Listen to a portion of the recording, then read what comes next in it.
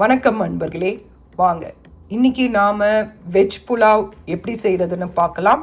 Veg pulao செய்கிறதுக்கு நான் carrot எடுத்திருக்கேன், பீன்ஸ் எடுத்திருக்கேன், பட்டாணி எடுத்திருக்கேன், புதினா, கொத்தமல்லி, பூண்டு, இஞ்சி, காரத்துக்கு பச்சை மிளகாய் எடுத்திருக்கேன்.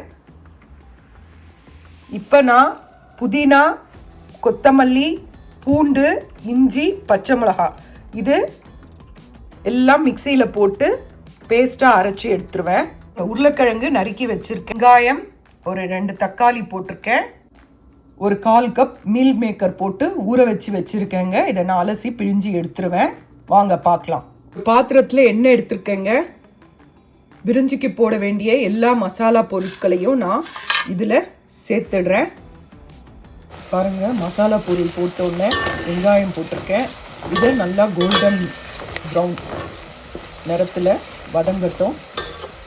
வாங்க அதுக்கப்புறம் பார்க்கலாம். பாருங்கள், எல்லா பொருளையும் மிக்சியில் போட்டாச்சு. இதை நான் பேஸ்ட்டாக அரைச்சி கொண்டு வர போகிறேன். பூண்டில் இருக்கிற தோலை மட்டும் நீக்கிடுங்க, தோலோடு போட வேண்டாம். அது சாப்பிடும் போது நடுவில் அந்த தோல் வரும். நீங்கள் இந்த மாதிரி செய்யுங்க. இதை நல்லா பேஸ்ட்டாக அரைச்சிக்கோங்க. பேஸ்ட்டாக அரைச்சி கொண்டு வந்தாச்சுங்க. வெங்காயம் வதங்கினதும் நான் இதை சேர்த்துறேன்.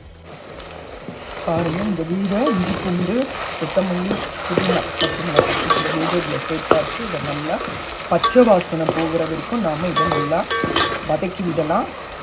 அதுக்கப்புறம் நாம் நறுக்கி வச்ச காய்கறியெல்லாம் சேர்த்து வதக்கலாம். பாருங்கள், இந்த பச்சை வாசனை போயிடுச்சு.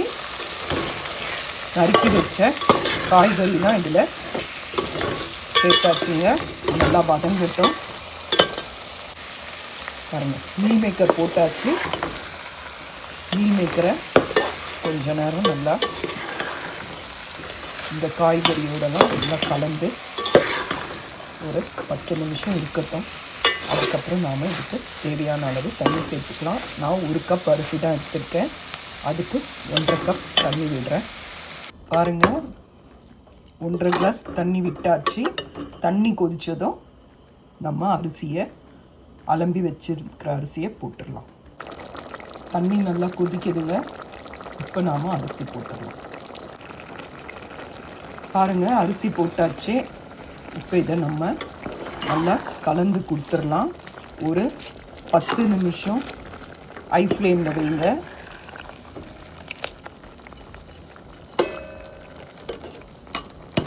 அதுக்கப்புறம் இதை நாம் மீடியம் ஃப்ளேமில் வச்சுட்டு ஒரு 25 மினிட்ஸ் போட்டு நிறுத்திடலாம். பாருங்கள், ரெடி ஆகிடுச்சு.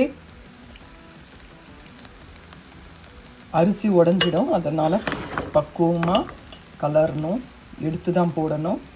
பாருங்கள், சுவையான வெஜிடேபிள் புலாவ் ரெடி. இதுக்கு ஒரு ரைத்தா இல்லை வெஜ் குருமா வச்சு சாப்பிட்டிங்கன்னா ரொம்ப அருமையாக இருக்கும். செஞ்சு பாருங்கள்.